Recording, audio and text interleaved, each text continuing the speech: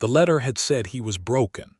Virginia Quinn stood on the sun-cracked platform of the Redemption Creek train depot, her traveling trunk at her feet, and the Nevada dust settling into the folds of her blue traveling dress, and she read those words again in her mind because they had been the entire reason she had come. Broken.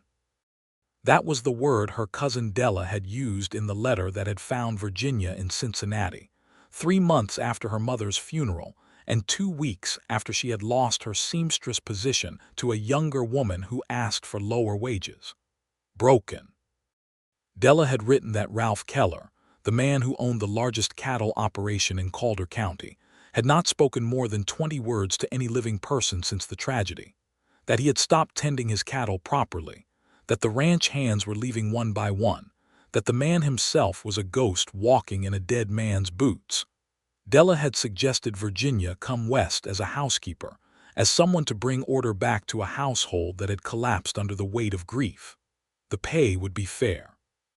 The distance from Cincinnati and its particular brand of suffocation would be vast, so Virginia had come expecting ruins. She had come expecting sunken eyes and whiskey breath and a man who flinched from sunlight. She had come with her practical nature strapped around her like armor, with her willingness to be useful tucked into her bag, alongside her sewing kit and her mother's Bible. She had come ready to manage a broken man the way you managed a cracked window in winter, patiently, with rags and patience and no expectation of warmth.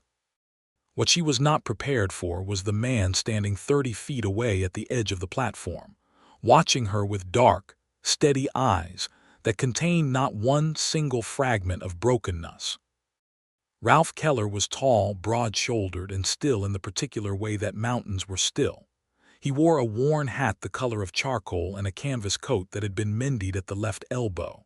His jaw was clean-shaved, his dark hair a little longer than fashionable, and his hands, hanging loose at his sides, were the hands of a man who worked hard and had not stopped working. There was a stillness to him that was not emptiness. It was something more unsettling than that.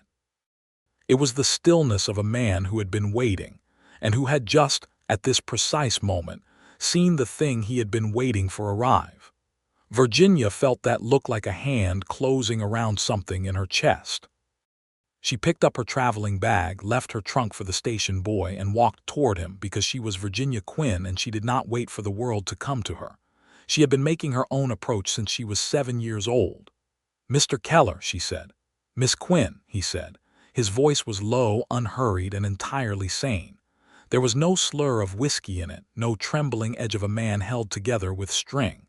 It was simply a voice, full-throated and real. She stopped 2 feet from him and looked up at him with the direct, assessing gaze that had caused her employers back in Cincinnati to call her unsettling, and she said, "You don't look broken." Something moved in his dark eyes, not quite a smile, something more complicated than a smile. "I'm not," he said. "My cousin Della wrote that you were." "Your cousin Della," Ralph Keller said carefully, "is a woman who believes that a man who doesn't talk much is a man who's falling apart." Virginia stared at him for a long moment. The Nevada sun was fierce on the back of her neck, and the train behind her was already beginning its slow departure. And the world she had left behind in Cincinnati was gone, and the world she had imagined finding here was gone too. And what remained was this man, and this dust, and the complicated stillness between them. "You hired me to be your housekeeper," she said. "I hired you," Ralph Keller said, picking up her traveling trunk with one hand as if it weighed nothing, "because Della's letter said you were capable, honest, and not afraid of hard country. And you needed those things." "I needed exactly those things," he agreed, and turned toward the wagon without any further drama, and Virginia Quinn stood in the settling dust for exactly 3 seconds before she followed him, because even then, even in that very first moment, something in the deep, honest core of her recognized that this man was not a project or a charity case or a mystery to be managed. He was someone she was going to have to reckon with entirely. It was the spring of 1882, and Redemption Creek, Nevada, was not a forgiving country. The town had been built on the promise of silver and had survived the disappointment of that promise by pivoting to cattle and dry goods and the stubborn human tendency to plant roots even in stony ground.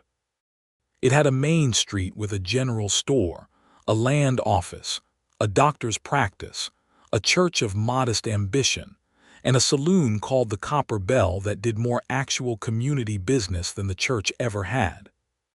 It had a telegraph office and a weekly newspaper called the Calder County Courier that reported on cattle prices, weather, and the occasional dispute with the same flat, factual tone. It had a marshal named Horace Baines who was 60 years old, scrupulously fair, and tired of everyone's nonsense. The Keller Ranch sat 8 miles east of town, in a broad valley between two low ridges where the grass was genuinely good, and the creek that gave the county its name ran clear from April through October. It was a working cattle operation, 3,000 head when it was running well, with a main house, a bunkhouse, a barn, 3 line shacks, and an orchard of 6 apple trees that had no earthly business surviving in Nevada, but that had been there when Ralph's father built the house, and that Ralph refused to remove on principle. Virginia learned all of this on the 8-mile wagon ride, not because Ralph volunteered the information freely, but because she asked direct questions and he answered them with the same directness, and she discovered that this was how Ralph Keller communicated. He did not embellish, did not deflect, did not perform. If you asked him something, he told you the truth briefly and waited to see what you did with it. She asked about the cattle operation, and he told her the numbers, the current prices, and the fact that he'd had to let 4 hands go in the past year because the income had dropped when the beef prices fell after the expansion of the rail lines brought more Texas cattle north. She asked about the house, and he said there were 4 rooms and it was clean but not organized the way it should be. She asked about the tragedy because she was Virginia Quinn and she did not pretend not to know the things she knew, and there was a brief silence before he said, "My wife Ellen died 18 months ago. Fever. It was fast and it was not fast enough, and I don't need to talk about it more than that right now." "All right," Virginia said, and she meant it. She did not press because she could hear in the exact architecture of those 2 sentences that the grief was real and that it was private and that he was not inviting her to fix it, only to know about it. "Della said you lost your mother," Ralph said after a moment. "In October," Virginia confirmed. "It was also fever." "There is something particularly cruel about fever." "Yes," Ralph said. Just the one word, and somehow it held more understanding in it than 3 paragraphs of condolence would have. They rode the rest of the way in a silence that was not uncomfortable, which surprised Virginia considerably.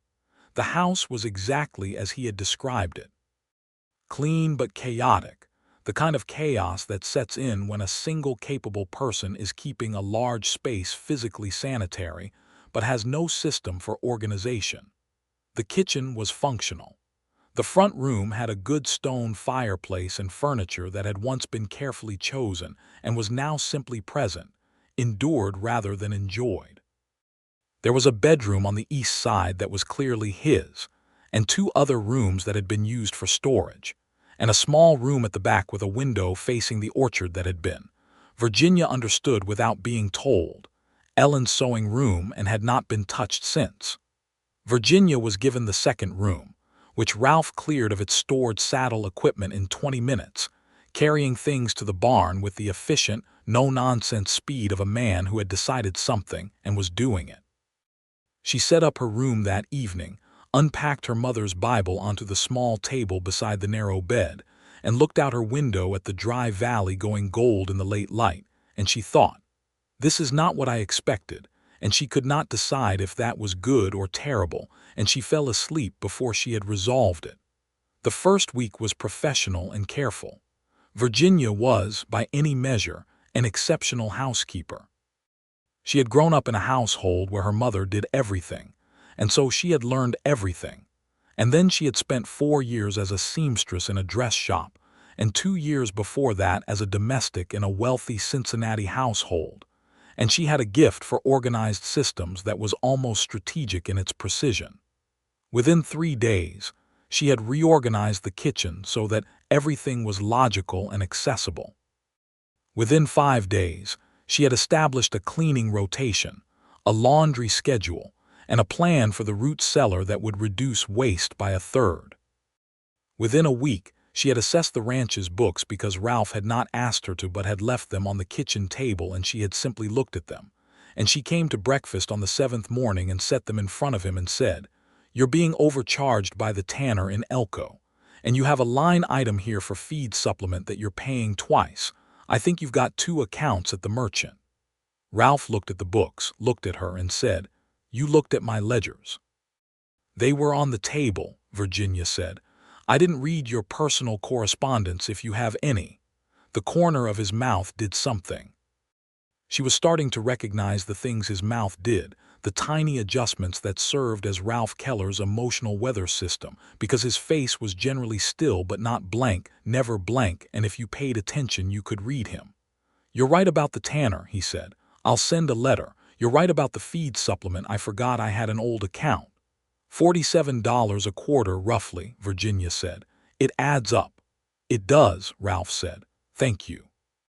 It was such a simple exchange, but she noticed that he had not been defensive, had not bristled at the implication that she had overstepped, had not performed gratitude in a way that was really just management. He had simply absorbed the information and acted on it, and thanked her as one competent adult thanks another. Virginia Quinn had lived among men who felt threatened by competent women her entire life. The adjustment required to encounter one who did not was, she discovered, surprisingly disorienting.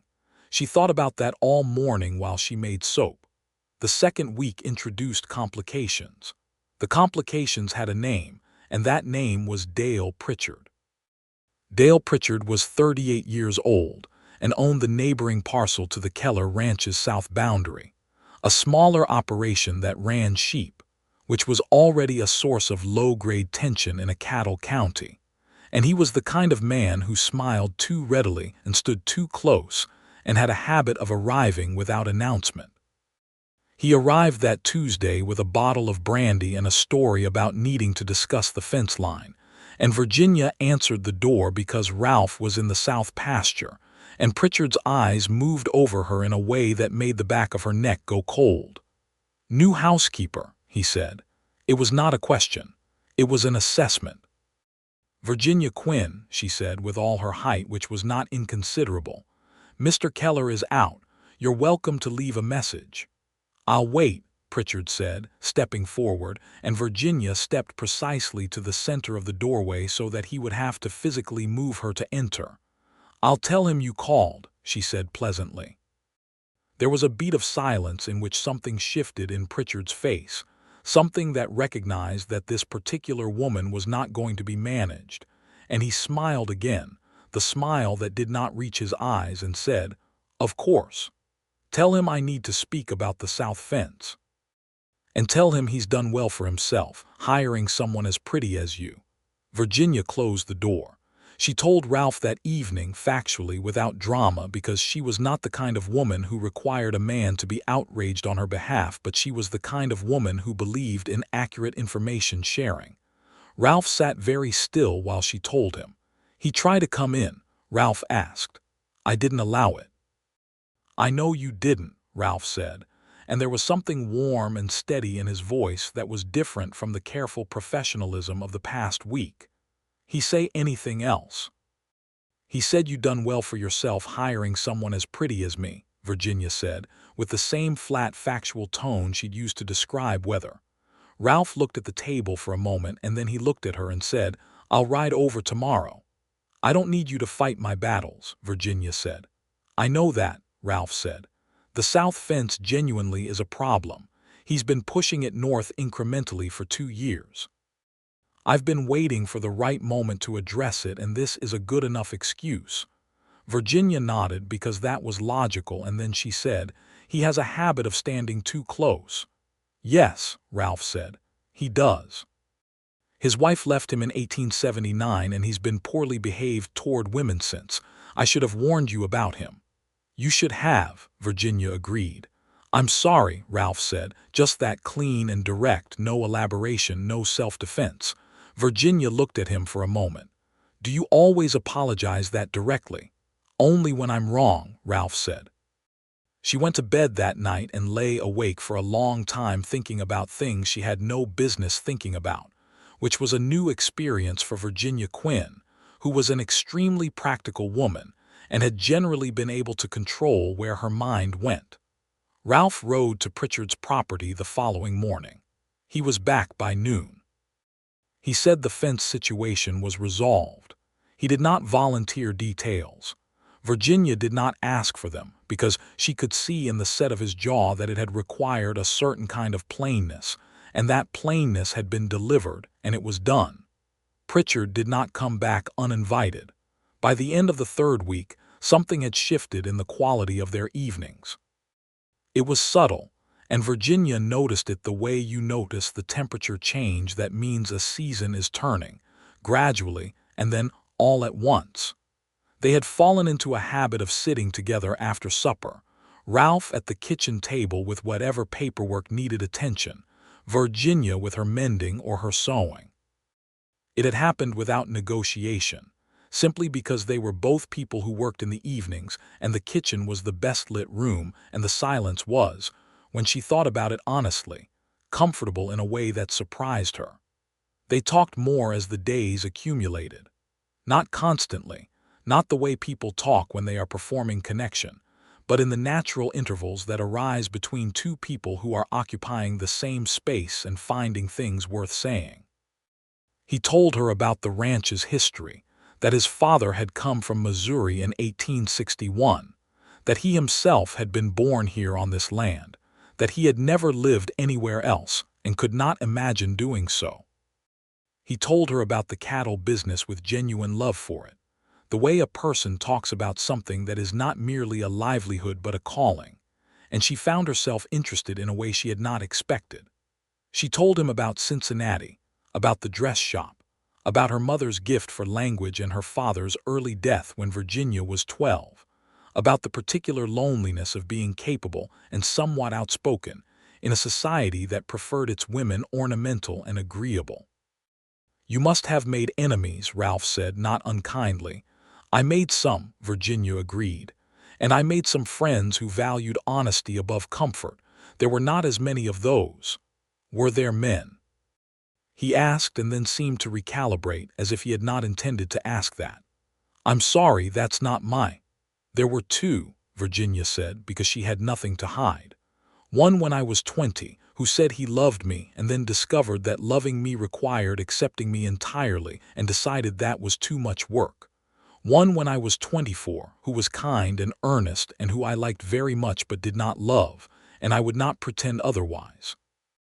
Ralph was quiet for a moment and then he said, that was honest of you, the second one, to tell him the truth.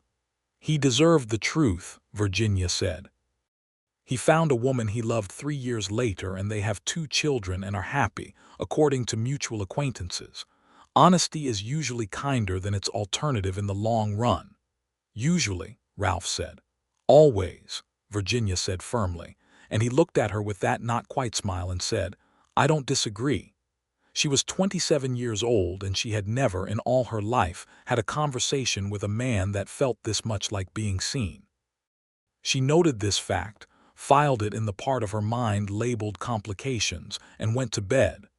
In the 4th week, Virginia made a mistake. It was not a large mistake, but it had consequences.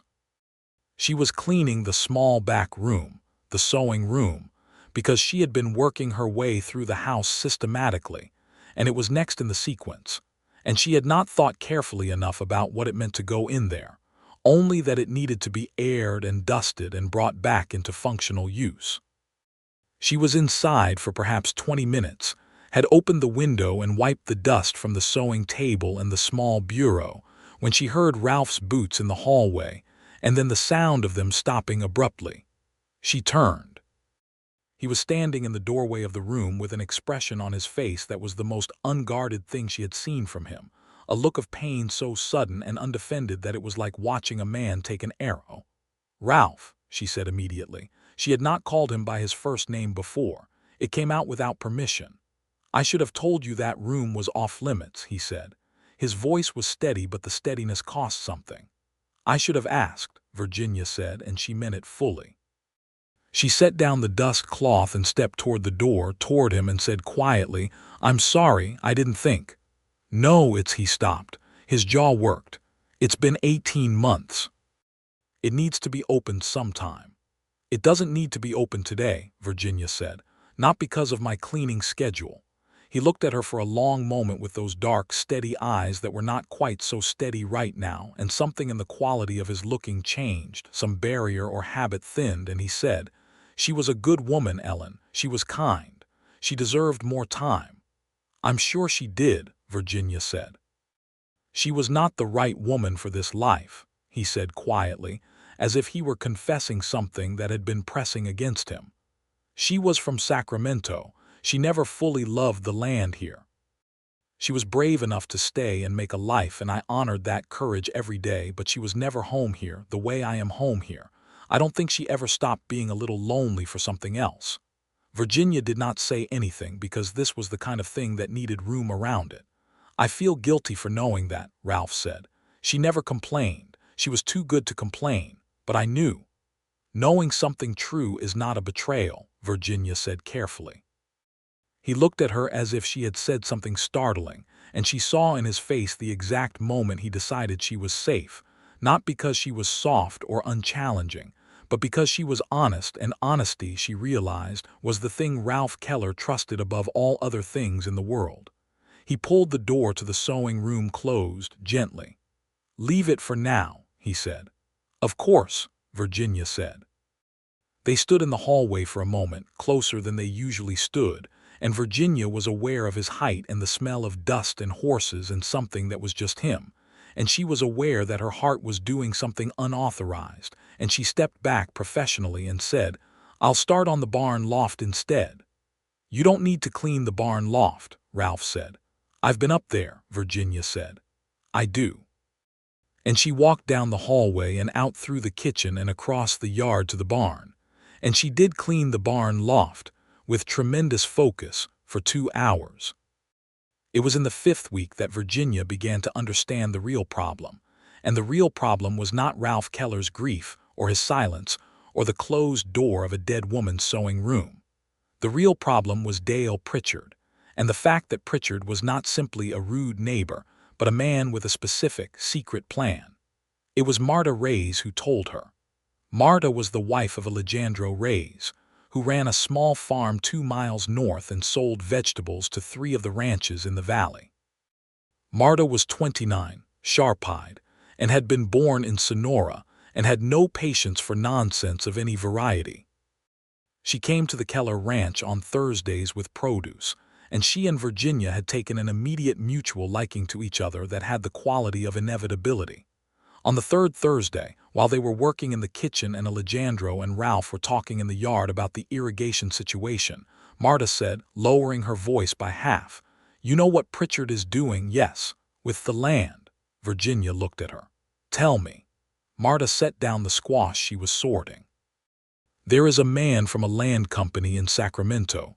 He's been through 3 times in the past year. He wants to buy the valley, the whole valley.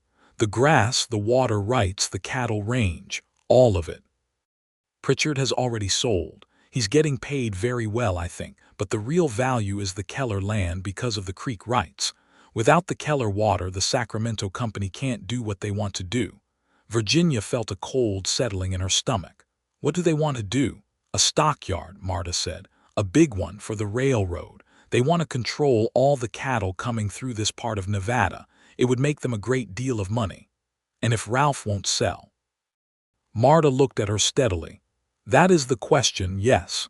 Pritchard has been making problems on the south fence to create pressure, and I hear he has been speaking to the bank in Elko. He has friends there." Virginia thought about the ledger she had looked at in the first week.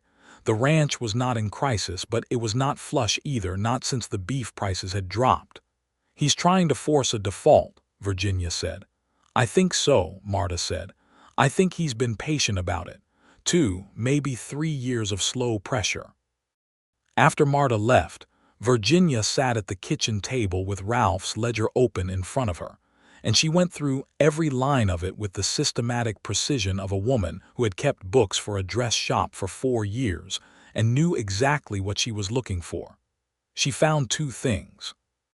The first was that the ranch was more solvent than it appeared at first glance, because Ralph had a habit of recording uncertain income as nothing and certain expenses at maximum, which created a ledger that read more desperate than the reality. It was a conservative accounting habit, not catastrophic. The second was a loan note from the Elko Mercantile Bank, taken out in 1880 to replace the south pasture fence, due in full in October 1882. $540. It was 6 months away. Virginia did the mathematics. It was manageable barely if the summer cattle drive went well and the Tanner situation was corrected. But barely was not comfortably, and the bank in Elko, if Pritchard had influence there, might not extend the customary grace period. She was still sitting there when Ralph came in from the yard. He looked at the open ledger and then at her face and said, "What did Marta tell you?" Virginia told him everything, clearly and without dramatic framing, just the facts in sequence. She watched his face move through several expressions, none of them panic, all of them the focused attention of a man thinking seriously about a serious problem. "Bancroft," he said when she finished. The name came out quietly and with a particular weight. "The man from Sacramento, he came to see me last November. I sent him off. He'll come back," Virginia said. "I know." Ralph was quiet for a moment. "The loan is real, and if Tucker at the bank is in Pritchard's pocket, he'll call it early on some pretext." "Can you raise the money before October?" Virginia asked. "If the drive goes well," he paused. "Maybe." "Then we make sure the drive goes well," Virginia said. Ralph looked at her, and that look again, the one she could not quite categorize, the one that moved over her like something warm and specific and aimed. He said. "I'm here," Virginia said simply. "I can help with the planning, the routing, the timing, the sale contacts. I'm good with numbers and logistics." "You're a housekeeper," Ralph said, but without any diminishment in it, rather a kind of careful wondering. "I'm a woman who has been seriously underemployed for most of her adult life," Virginia said, "and this is an interesting problem." Ralph was quiet for a long moment. Then he said, "All right, Virginia." Her name in his mouth for the first time without the miss in front of it. She was professionally calm about that for approximately 30 seconds before she had to go outside and look at the orchard for a while. The apple trees were beginning to blossom, white flowers against the hard blue sky, and Virginia stood among them and took several slow breaths and told herself very firmly that she was here to be useful, and that was sufficient. And she was not a girl of 17 who lost her head over the sound of her name in a man's voice. She believed herself for approximately half of that speech. Planning the summer cattle drive took 3 weeks of evenings and every available piece of information Virginia could gather, including a correspondence with a cattle buyer in Reno whom Ralph had dealt with before, and who Virginia wrote directly, bypassing the usual courtesies and asking specific questions about current prices, timing, and competing supply. The buyer wrote back with impressed frankness. She got them a price commitment that was 12 cents above the previous year's offer, based on the sheer directness of her negotiation. Ralph read the letter twice.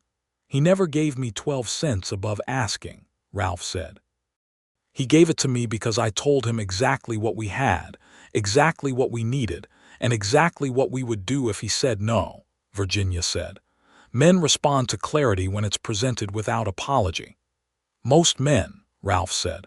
"Most men," Virginia agreed. Their evenings had deepened into something that Virginia could no longer describe as merely professional. There was still the work, always the work, the ledgers and the planning and the practical management of a ranch that was slowly recovering its footing, but there was also, woven through the work, something else. There were conversations that went long past the point where the work required them. There were moments of shared humor, quiet and dry, that built up a private language between them. There were times when he would read something from a letter or a newspaper and glance up to see if she had heard, and she always had, and he would see that in her face without needing to ask, and something in his expression would settle, as if this, specifically this, had been the thing he was waiting for without knowing he was waiting for it. On a Tuesday evening in the 6th week, something happened that Virginia had not planned for and could not have prevented. The lamp was burning low and she was finishing a final calculation on the drive's projected costs when she knocked her pencil off the table. They both reached for it at the same time, and their hands met in the space below the table edge, and neither of them moved. The pencil was somewhere on the floor. Neither of them was looking at the pencil. Virginia looked up and found Ralph looking at her with an expression that was entirely undefended and entirely clear and entirely serious, and she felt the air in the room change in a way she had no scientific language for, and she said, her voice very level, "Ralph." "I know," he said. He did not move his hand from hers. "I know what I'm doing." "Do you?" she asked, because she was Virginia Quinn and she required honesty at all times, but especially now. "I've known since the platform," he said. "Since the moment you walked toward me and said I didn't look broken. Nobody had said a true thing to me in 18 months and you said one in the first 30 seconds. Virginia looked at him for a long time. "I came here to be a housekeeper." "You are an exceptional housekeeper," he said, without a trace of irony. "I am not," she said carefully, "a woman who makes decisions based on feeling alone." "I know that," Ralph said. "That's not what I'm asking for." "What are you asking for?" He turned his hand over so that her fingers rested in his palm, and it was such a simple thing, such a careful and deliberate thing, and he said, "Permission to be honest with you. That's all I'm asking right now." Virginia looked at their hands and at his face and at the lamp burning low between them, and she said, "I've never stopped you from being honest." "No," he said, "you haven't." He let go of her hand, retrieved the pencil from the floor, set it on the table, and said, "Good night, Virginia."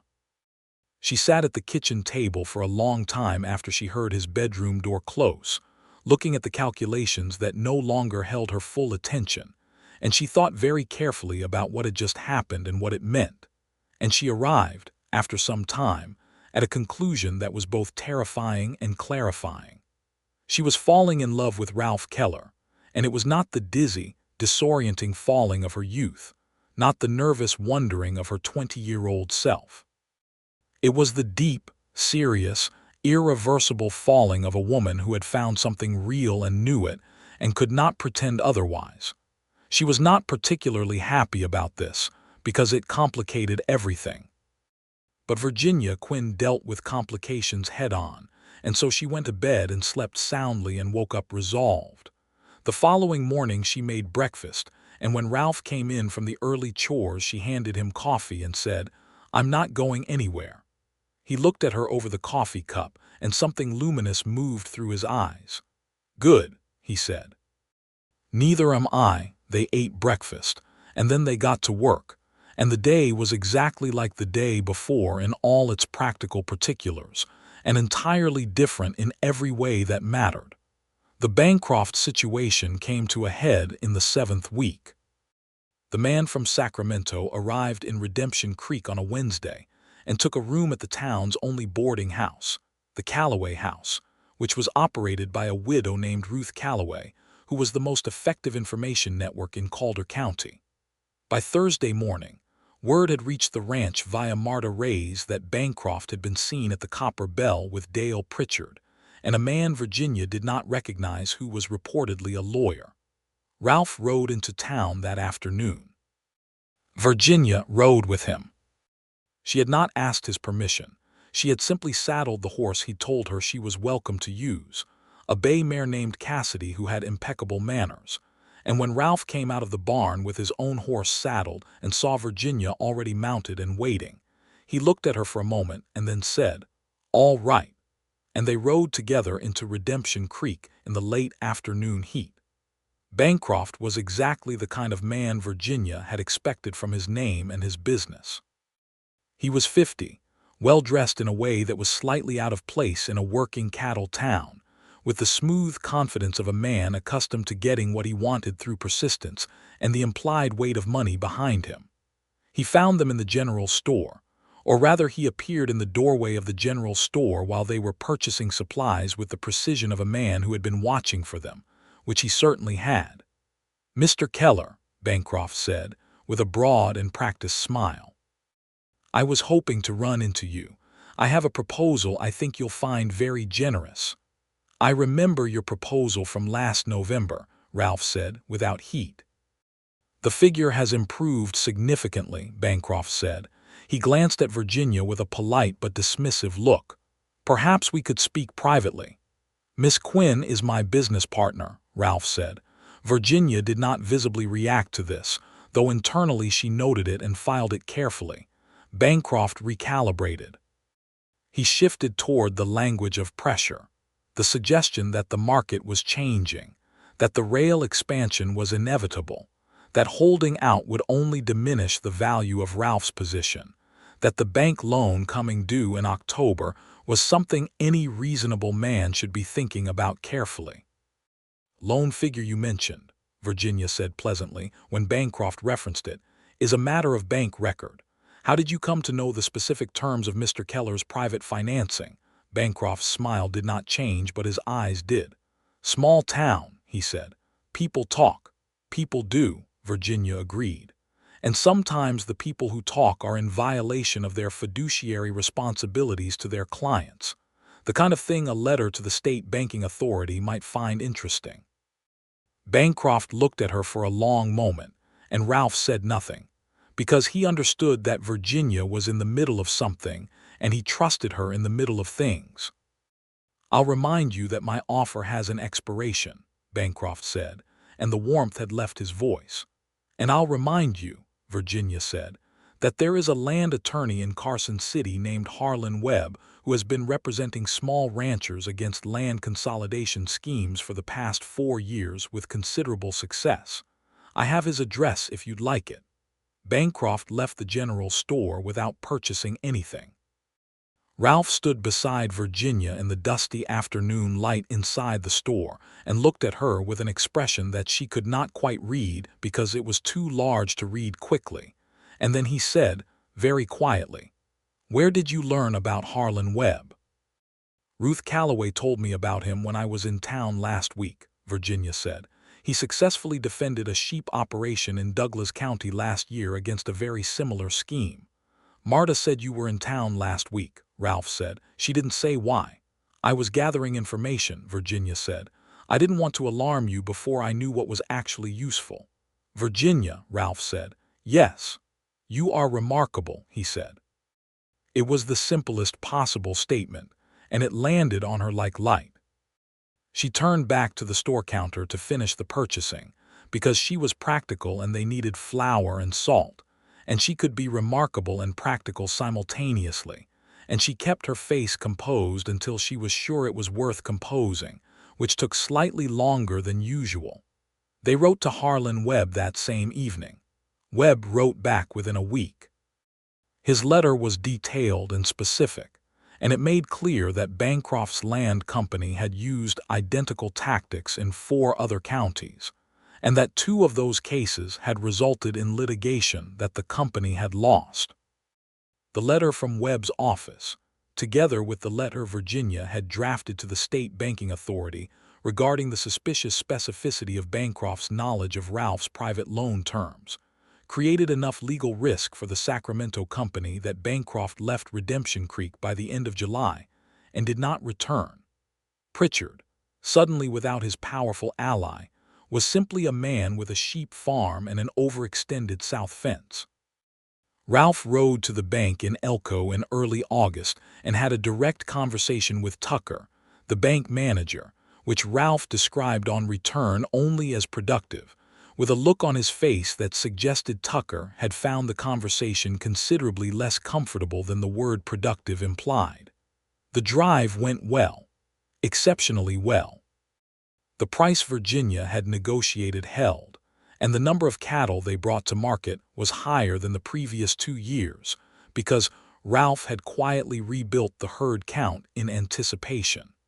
The money that came back in September was enough to retire the loan entirely and leave a comfortable margin for the winter. On the evening of the day Ralph came home from Elko with the bank receipt showing the loan paid off and done, he came into the kitchen and set the paper on the table and looked at Virginia with a look she knew by now, the look that was private and warm and specific in a way that was only ever directed at her. "It's done," he said. "Good," she said. "The ranch is clear," he said. "No liens, no threats, no Bancroft." "Good," she said again. "Virginia." "Yes." He crossed the kitchen in 3 steps, which was not a long distance in a small kitchen, and took her face in his hands, the careful, calloused hands of a man who worked outdoors, and looked at her with a directness that she had come to associate with the most serious things Ralph Keller ever said or did. "I want to ask you something," he said, "and I want you to know that whatever you answer, this is your home and this is your position, and I'm not making anything conditional. I want to be clear about that first." "I believe you," Virginia said. "Do you?" he asked. "You are the most honest person I have ever met," she said. "Yes, I believe you." He was quiet for a moment, his thumbs at her temples, his eyes very serious. "Will you stay?" he asked. "Not as a housekeeper, as my wife, as the person this ranch belongs to as much as it belongs to me. I've been trying to find the right moment to ask you, and there is no right moment, there's only this one. And you?" Virginia looked at him for a long time. She thought about Cincinnati and the suffocating narrowness of a life that had no room for who she actually was. She thought about the platform in Redemption Creek, and the man who had looked at her with steady eyes and was not broken, had never been broken, had simply been waiting. She thought about every evening at the kitchen table, and every early morning when she heard him go out before sunrise, and every conversation that had felt like finding room she hadn't known was missing. She thought about Marta Ray's kitchen laughter and the apple orchard blossoming and the ledger books that she now knew as well as her own hand. "Yes," Virginia Quinn said. It was the most deliberate, most considered, most fully chosen yes she had ever said in her life. Ralph kissed her then, for the first time, slowly and without any rush, with the same quality of steadiness and intention that characterized everything he did, and she kissed him back with everything she was, which was considerable. They were married in the Redemption Creek Church on the 14th of October, 1882. Marta and Alejandro Reyes were there. Ruth Calloway was there with her 2 daughters. The 4 remaining ranch hands were there in their cleanest shirts. Marshal Horace Baines attended and shook Ralph's hand with the air of a man who had been cautiously hoping for this outcome. Even the Reverend Lewis, who was a spare and practical man not given to sentiment, said afterward that it had been one of the finer ceremonies he'd presided over, though he would not say exactly why.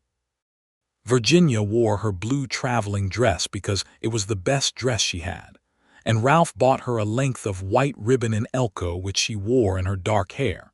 And she was not a bride who cried, but she was a bride who looked at her husband during the ceremony with such clear and total certainty that several of the women present had to look away because it was too much honesty to witness comfortably. Ralph said his vows in his direct, unhurried way, looking straight at Virginia, meaning every word so completely that the words were almost superfluous. Virginia said hers back with the same directness. There was no question in the room that these 2 people were entirely serious about what they were doing.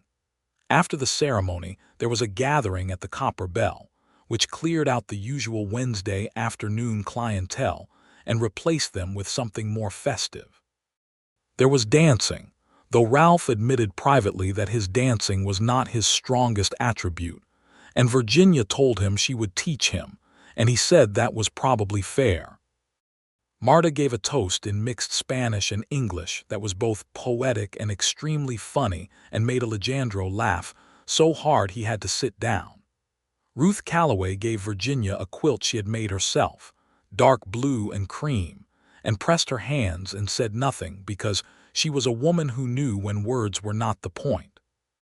They rode home in the cool October dark with the stars vast and clear overhead, and Virginia leaned against Ralph's shoulder in the wagon and felt, for the first time in years, that the world had exactly the dimensions it was supposed to have.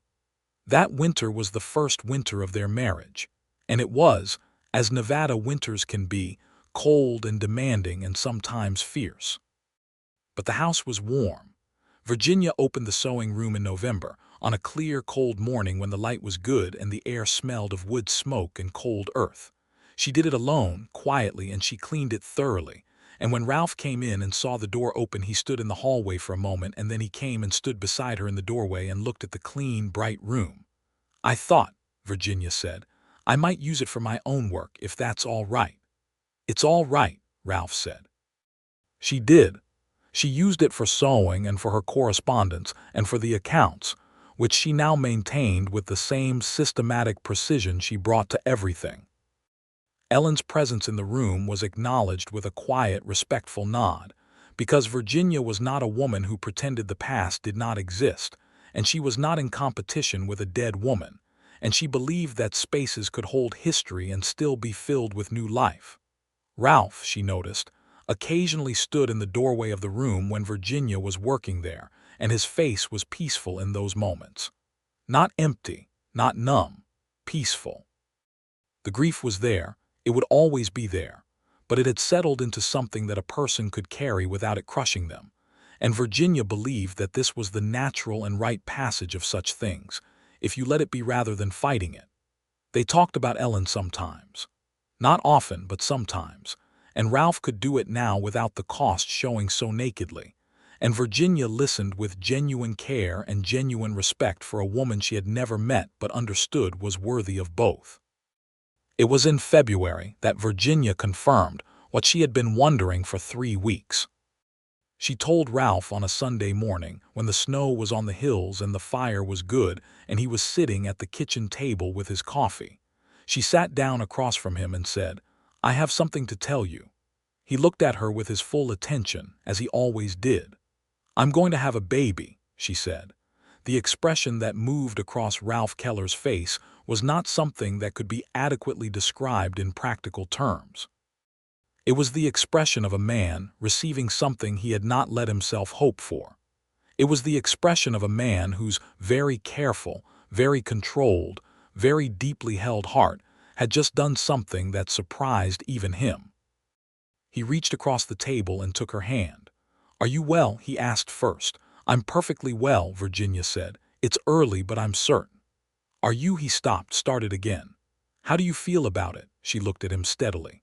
"I feel very glad," she said. He pressed her hand in both of his and his eyes were very bright and he said nothing for a long moment, and Virginia understood that this silence was full, not empty, was brimming over rather than hollow. "I will take very good care of you," he said finally.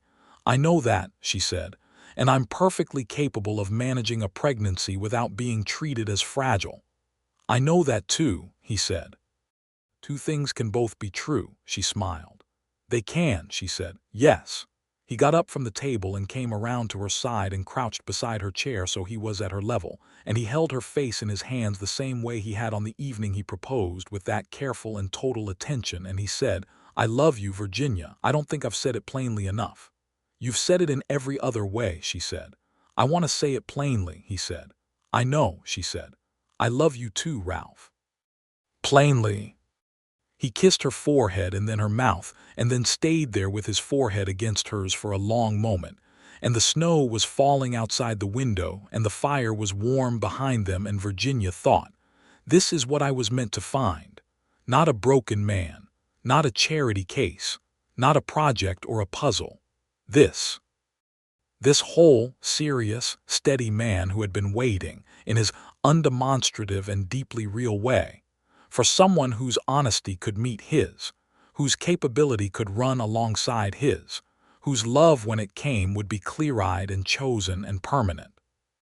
She put her hands on his face and held him there for a moment, and outside the snow fell on the valley and the apple trees and the clear cold creek, and it was enough. It was exactly enough. Spring came early that year, the way it sometimes does in Nevada, with a rush of warmth in mid-March that made the whole valley exhale. The apple trees blossomed again, the cattle moved to the south pasture, and the ranch moved into its seasonal rhythms with a new quality to it, something fuller, something that had been waiting for its full shape. Marta Rays came by often through the spring, partly because her friendship with Virginia had deepened into the kind of honest, productive, mutually beneficial friendship that is rare and worth tending, and partly because she had her own news, a second pregnancy, and the two women managed both pregnancies with the practical solidarity of women who have decided to be capable rather than anxious. In the spring, Dale Pritchard sold his sheep farm to a family from Utah who ran it with considerably more integrity than he had, and Pritchard himself left Calder County for parts unspecified. Virginia noted his departure without particular sentiment. Some people were simply obstacles that the turning of circumstances eventually removed. Harlan Webb, the land attorney from Carson City, wrote in April to let them know that Bancroft's Sacramento Land Company had been formally investigated by the state and had settled two separate suits from other ranchers in Nevada. The company was effectively finished in the state. The letter was satisfying to read. Virginia wrote back a brief, warm note of thanks and got on with the day's work. The summer of 1883 was a good one for the Keller Ranch. The cattle drive that year was organized with such precision, drawing on Virginia's 2 years of system building, that it went better than any drive Ralph could remember in the past decade. The price held. The cattle were healthy. 3 of the ranch hands who had left in the difficult years before Virginia came heard about the ranch's recovery and came back, and Ralph rehired 2 of them, bringing the operation back to a level of staffing that allowed the land to be properly managed. Virginia worked through her pregnancy with the same fierce practicality with which she approached everything, drawing the line at lifting heavy things not because she was told to, but because she was sensible, and managing the household and the accounts and her correspondence and her friendship with Marta, with the efficient grace of a woman who had decided what her life looked like and was living it. In August, Marta gave birth to a daughter, which was her second child, and Virginia was there for part of the labor because Marta asked her to be, and the experience was instructive in several ways. Marta was magnificent about it, which Virginia noted and filed away as useful information. In September, Virginia's own time came. It was a clear, warm evening, and Doc Hendricks, who was the Redemption Creek physician and a solid, no-nonsense man of 55 who had delivered nearly every child born in Calder County for 20 years, came out to the ranch when Ralph rode in to fetch him. Ralph stayed in the front room for the labor, which was Virginia's firm instruction. She did not need him in the room.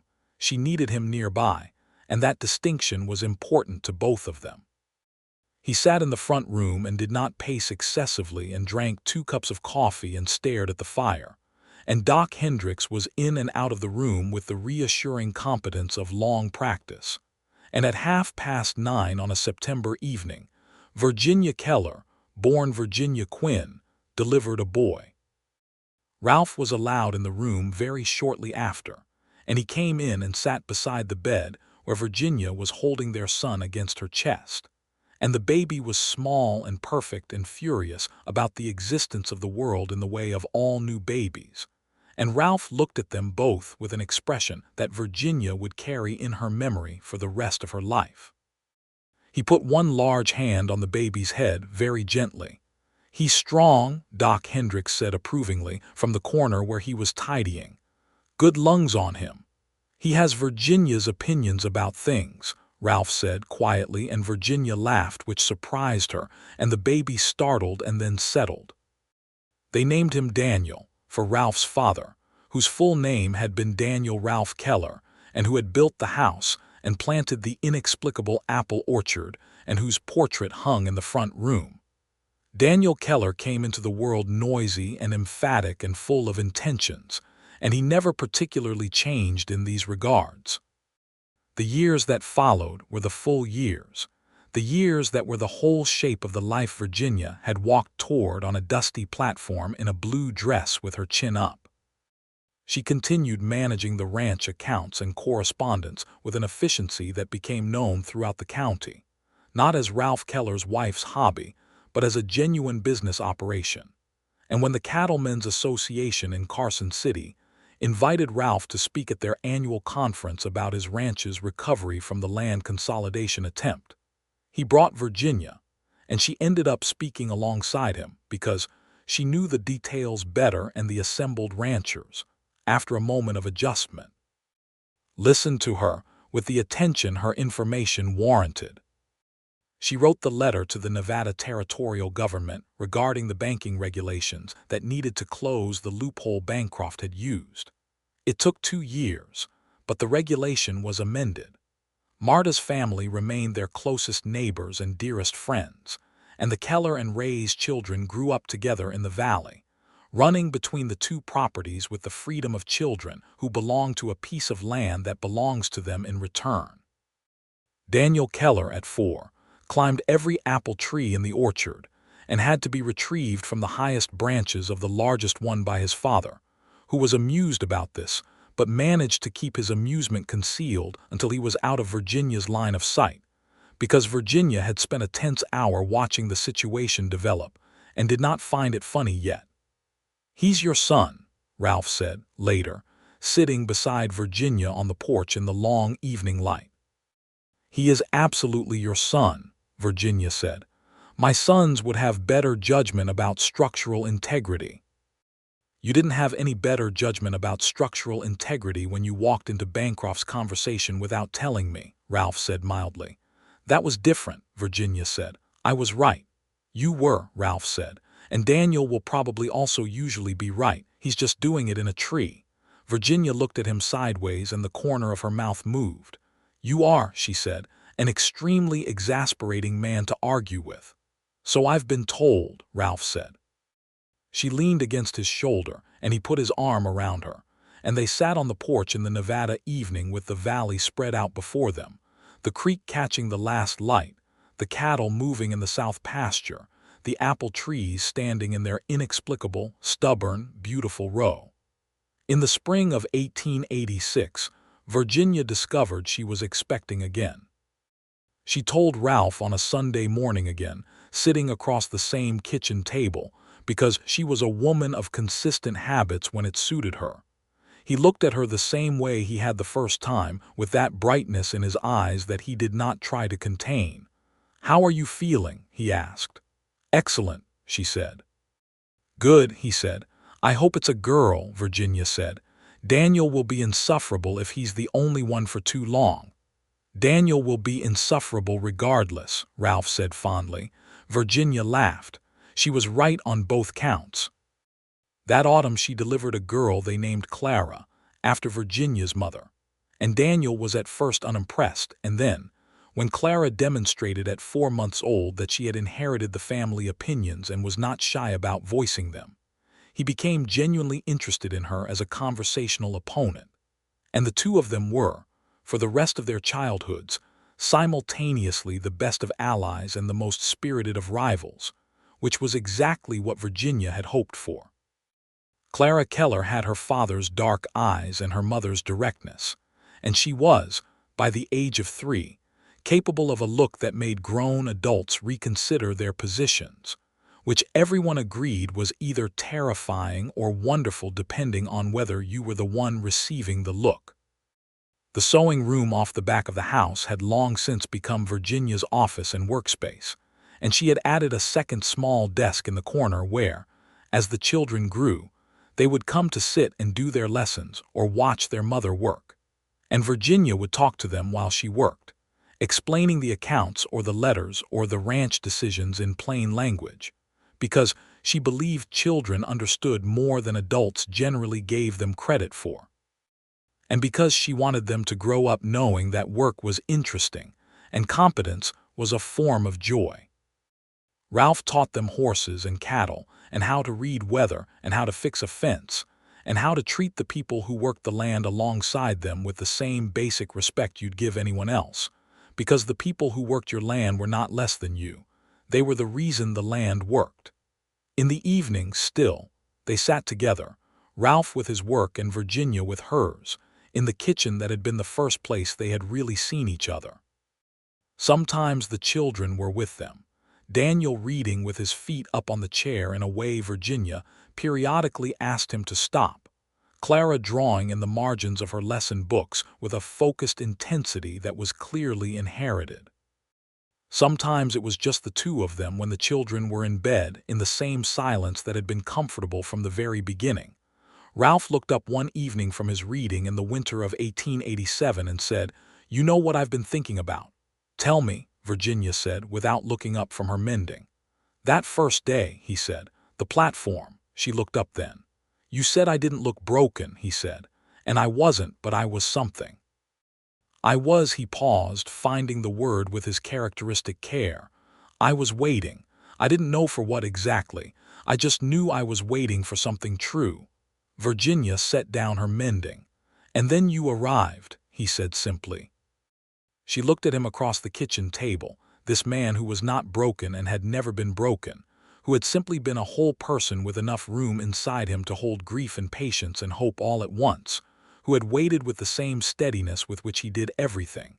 And she thought about the woman she had been on that platform, practical and armored and so ready to be useful, so unready to be found. "I came expecting to manage a disaster," she said. "I know," he said. "What I found," she said quietly, "was a man who looked at me like I was something real." "You are something real," Ralph said. "I know that now," Virginia said. "You are rather largely responsible for that." He smiled, the full, genuine, unhurried smile that she had been collecting since the very first week, the smile that was not performed for anyone and cost him nothing because it was only for her, and he said, "Come here." She got up from her chair and came around the table to him, and he pulled her into his lap the way he did sometimes in the evenings when the children were sleeping, and the house was theirs and the night was good, and she settled against him with the ease of 5 years of settling against him, and his arms were around her, and the fire was warm and outside the Nevada sky was enormous and scattered with stars. "I love you," he said into her hair. "I love you," she said against his shoulder. "Plainly, plainly," he agreed. They stayed like that for a long time, while the fire burned down and the stars turned, and the ranch was quiet around them. This ranch that was hers as much as his. This valley that held their children and their work and their friendship with Marta and Alejandro, and their apple trees that had no business growing in Nevada, and that had been there before them, and would likely be there after. This life that Virginia Quinn had ridden a train halfway across the continent to find without knowing she was finding it. It was hers. All of it truly and permanently hers. And he was hers and she was his, with the full, clear, chosen commitment of two honest people who had looked at each other without flinching and decided, separately and then together, that this was the true thing. In the spring of 1888, they added a room to the east side of the house. Not because they strictly needed it, though a third child, expected in November, made the argument sensible, but because Ralph had been planning it since the previous summer, drawing the plans himself in the evenings, and Virginia had contributed specific requirements about the window placement and the light. And when the ranch hands and Alejandro Reyes and 2 men from town came together to raise the walls over a long weekend in April, it was a proper community undertaking. And there was food and coffee and laughter, and the particular satisfaction of people working together on something that would stand for a long time.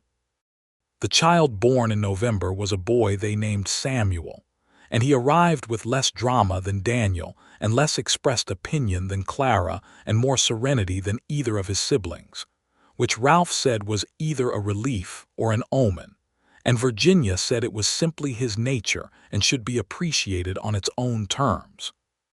Samuel grew up serene and observant and deeply attached to the apple orchard, where he spent hours in all seasons, and he was the one who, when he was old enough to understand such things, asked his mother why they kept the orchard when it was such an impractical thing in Nevada, and Virginia told him the truth, which was that his grandfather had planted them before his father was born, and his father had kept them out of love and principle.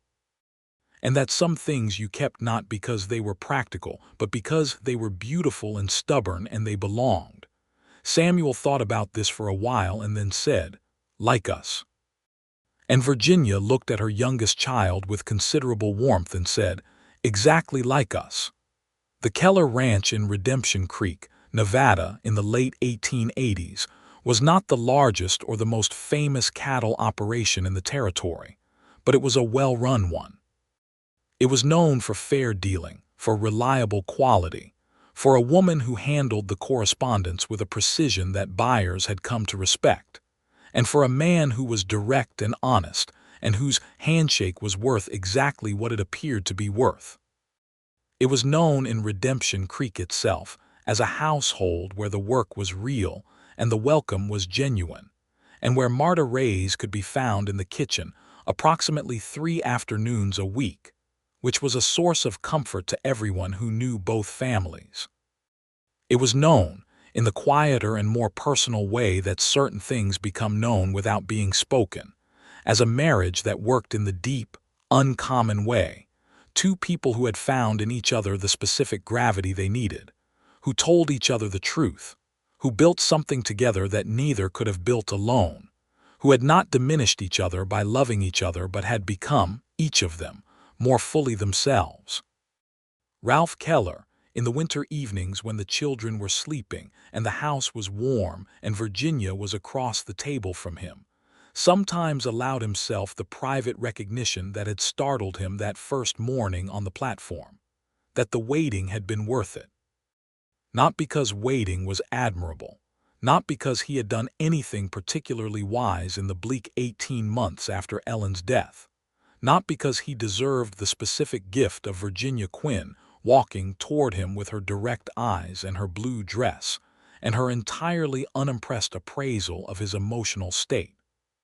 He had simply been standing there, whole and waiting, and not yet knowing what he was waiting for, and she had arrived.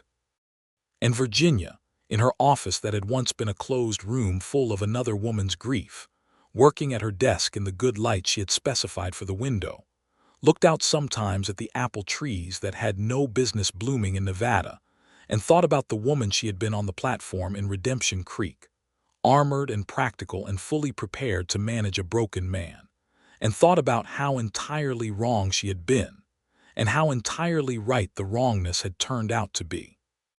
She had not found a broken man. She had found a man who was whole and steady and real and who had been waiting, with the same patient, undemonstrative certainty with which he did everything, for someone who could see him clearly and choose him freely and stay. She had been that person, without knowing she was that person, for the whole of her adult life, and she had arrived in the end exactly where she was supposed to be. The land around Redemption Creek was still dry and hard and beautiful in the particular, unforgiving way of the Nevada desert. The creek still ran clear from April through October. The apple trees bloomed every spring without apology. The cattle moved through the seasons with their bovine indifference to human drama. And the house was full.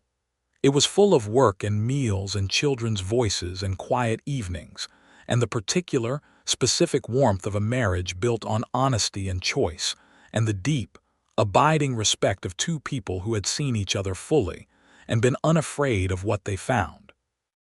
It was full of the life that Virginia Quinn had built, here in this hard and beautiful country, with this man she had not expected, in this home that was hers in every way that mattered.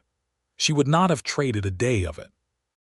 Not the difficult beginning, not the Bancroft trouble, not the closed door and the grief it represented, not the cautious weeks before Ralph had taken her hand in a lamplit kitchen and simply asked for the truth. Not one day.